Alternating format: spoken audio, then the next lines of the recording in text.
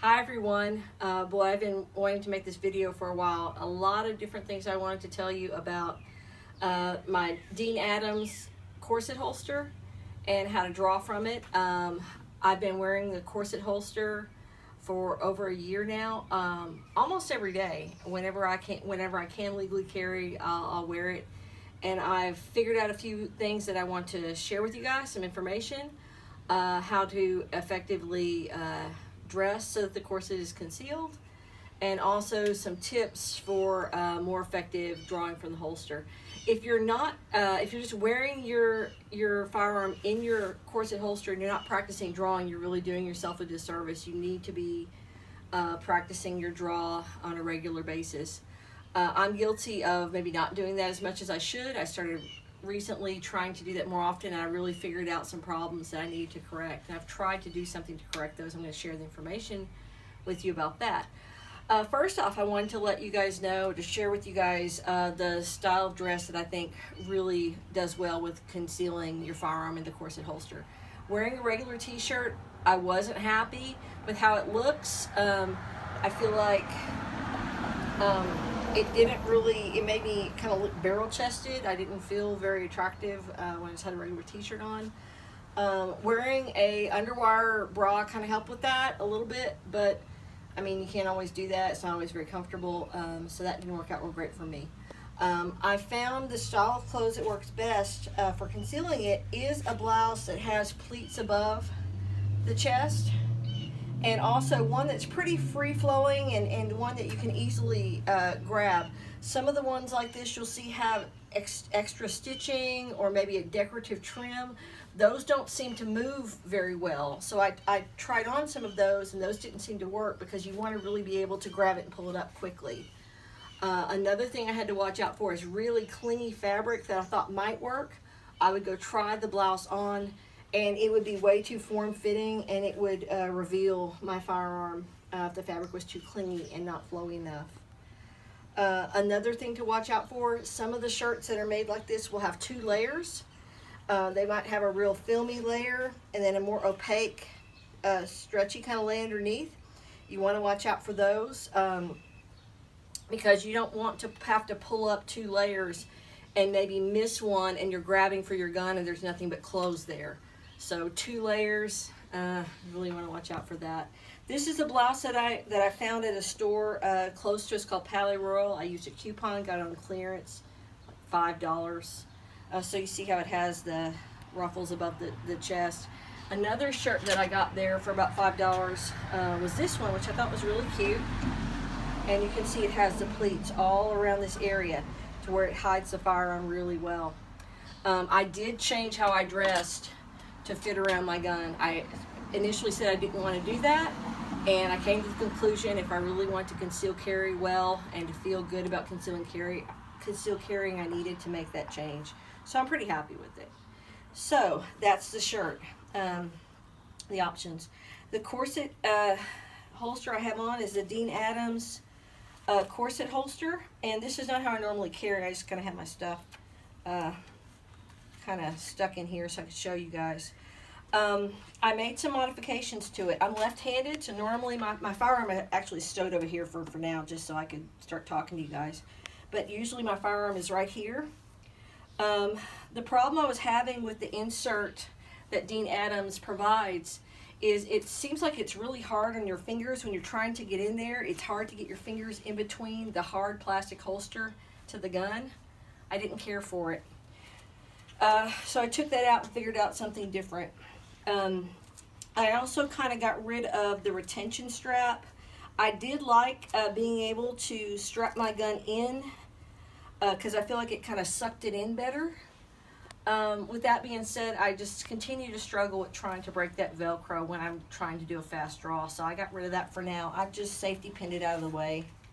I did find that the strap for the Velcro was very long, and that seemed to help to hinder me being able to get the firearm out. I cut a little chunk of that, and I don't know if you can see, if you can zoom in and see. I cut a little strip off, and this scratchy part of the Velcro that seemed to snag the corset and scratch my fingers, I just covered that up, so that's no longer a big issue for me. covered it up so that scratchy part would be covered, and safety pinned the other Velcro strap out of the way. Another thing that I did, well, you can see I'm using this Kydex trigger guard.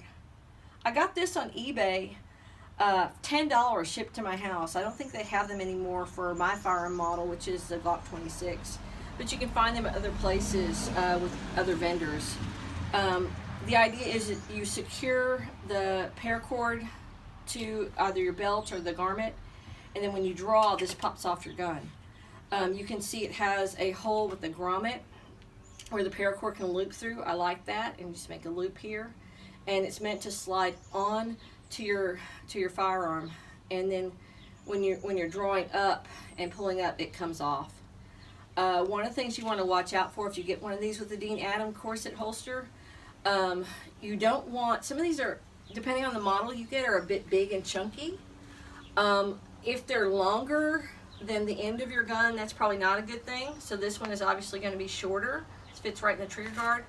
Another thing I noticed was as you're gripping the pistol, this part right here, some of these you'll see are cut away more than others. This one's not too bad because when it's pulling off, if there's a lot of extra Kydex around here, it's going to kind of grab your finger and be harder for it to come off. So I like the ones that you'll see are pretty trim right around where your knuckle would be.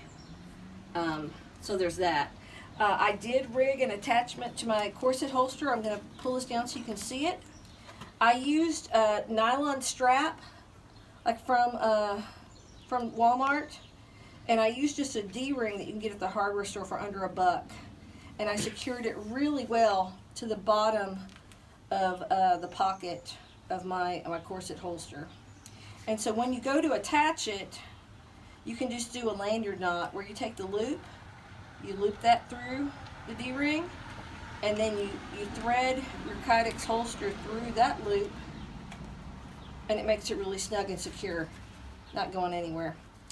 And I've made the Kydex to where it just barely comes out of the pocket. I did it on purpose because I wanted to be able to place this onto my firearm and then put it in the pocket so that I could holster very safely. That's one of the problems I think with this holster is holstering it. It's a little sketchy because the trigger's not covered. I like being able to cover that trigger and then put it into your pocket. You'll also notice how I have this in. A lot of times with the Dene Adams, you will see the entire holster tucked into your pants and into the belt. I do not care for that method because I feel like, on me anyway, when it's tucked into my belt, the firearm is pointed, it's pulled in, it's sucked in, so the firearm's kind of pointed like that. Not a good thing, so I didn't care for that at all. This is the, let me see. This is a nylon strap that I used. I just bought a roll of it at Walmart. So there's that. It's kind of the nylon strap you might find as part of a backpack or something. So there's that.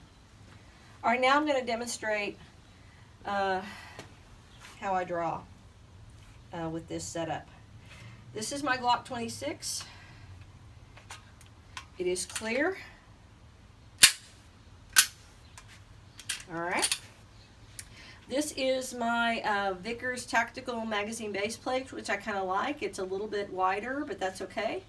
And inside I have a tap rack training aid in my magazine that helps me with dry firing and changing up magazines and drills. So I've got that in my Glock 26.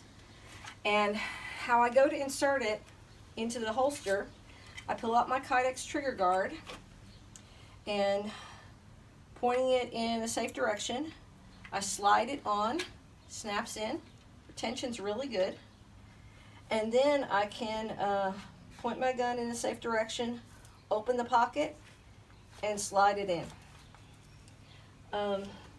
It fits in pretty well inside the pocket, and you can see that that's very well concealed.